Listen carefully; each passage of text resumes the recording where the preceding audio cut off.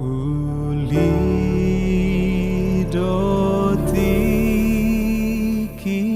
na ho di joloni abang sani amakuna rade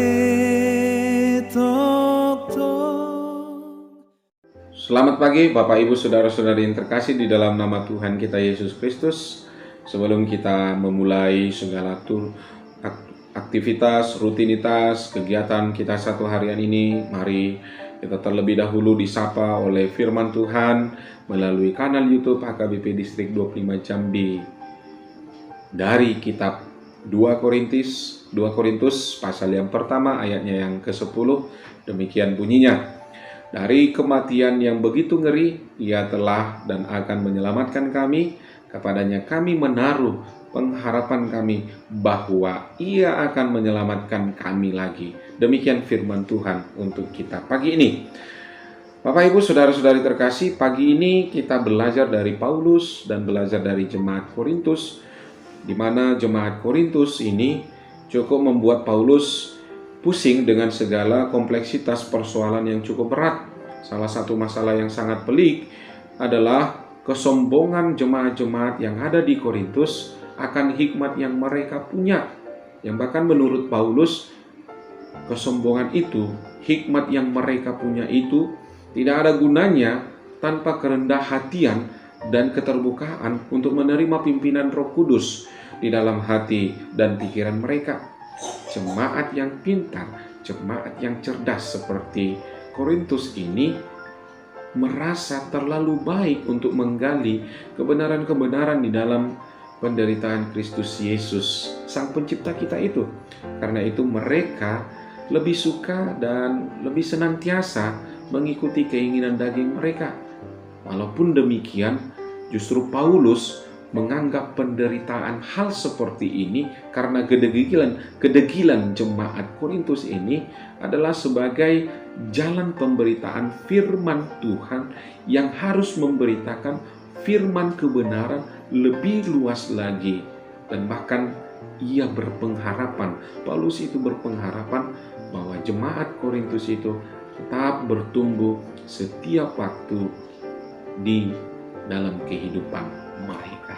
Karena dalam Paulus pengharapan itu selalu ada. Dia selalu bermegah, bukan dalam kekuatan dan dalam kepintaran Paulus itu sendiri. Karena kekuatan dan juga kepintaran Paulus itu sudah dibuangnya, sudah diputuskannya ketika dia menerima Tuhan Yesus Kristus sebagai Tuhan dan Juru Selamat di dalam hidupnya. Melainkan karena di dalam Kristus Paulus melihat selalu ada harapan akan segala usaha, bahkan itu sekalipun adalah persoalan yang sangat berat di dalam penderitaan itu. Itulah yang menjadikan penderitaan sebagai jalan bagi Paulus untuk tetap bersukacita. Itu sebabnya dikatakan Paulus, bersukacitalah. Sekali lagi kukatakan, pagi hari ini mari kita bersukacita di dalam segala aktivitas rutinitas kita untuk tetap bersukacita. Itu sebabnya penderitaan yang dilihat oleh Paulus itu yang pertama sekali itu adalah sebagai sarana untuk membuat dia tetap kuat, membuat dia tetap berjuang. Bagaimana Bapak Ibu Saudara-saudari terkasih, penderitaan sampai sekarang ini pasti akan kita alami seperti roda pedati yang terus bergulir, yang terus hadir dalam kehidupan kita. Tetapi mari kita melihat sampai saat ini bagaimana penderitaan itu. Sampai sekarang kita melihat bahwa dengan penderitaan itu membuat kita sebagai orang-orang yang bergerak terus, orang-orang yang berdaya, orang-orang yang berusaha. Itulah yang membuat kita sebagai manusia yang bertumbuh, manusia yang menjadi kreatif, dan manusia yang menjadi inovatif. Lalu penderitaan yang kedua yang Paulus lihat adalah sarana sebagai membuat kita rendah hati. Kita harus sadar Bapak Ibu Saudara-saudari yang terkasih, kita adalah orang yang lemah, orang yang rapuh, dan bahkan mudah terombang-ambing seperti kapal yang dihempas oleh ombak. Dan kita tidak pantas merasa aman dengan kekuatan kita sendiri. Oleh sebab itu, mari Bapak Ibu Saudara-saudari terkasih, bagaimanapun kuatnya hempasan ombak itu di dalam perjalanan hidup kita, badai apapun itunya di dalam penderitaan kita, selama kita bersama dengan Tuhan, kita akan tetap kuat dan tetap rendah hati. Penderitaan yang ketiga yang dilihat oleh Paulus adalah sebagai sarana membuat lingkaran kekuatan.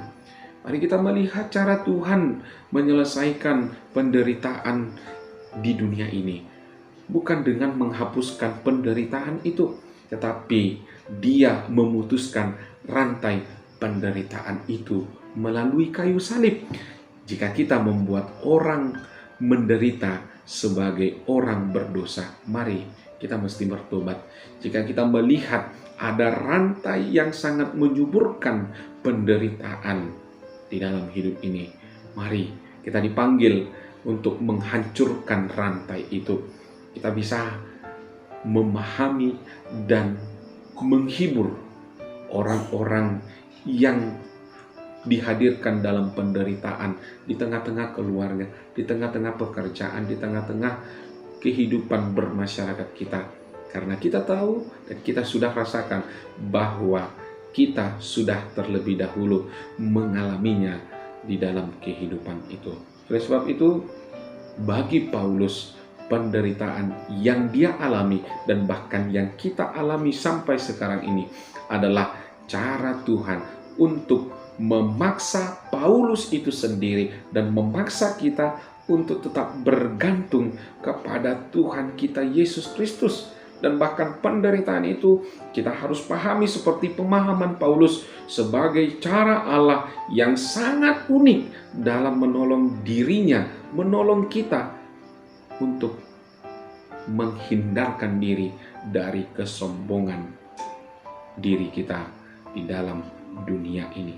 Dan bahkan yang sangat lebih dahsyat lagi, dari kekuatan penderitaan yang sudah kita alami itu, Yesus mampu mengubah penderitaan itu dengan kekuatan yang sangat mengukuhkan kita.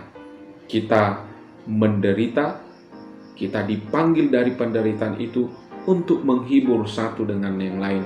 Sama seperti Tuhan Yesus yang akhirnya menjadi korban dari penderitaan itu, dari dosa-dosa kita, sehingga Tuhan menderita, tetapi Dia menghibur kita. Selamat merayakan dan menikmati kebahagiaan bersama dengan Tuhan di dalam semua aktivitas dan rutinitas kita pagi hari ini. Amin. Masa di ngolumon Tuhan menjaga holong nado mangon di honho Tuhan menjaga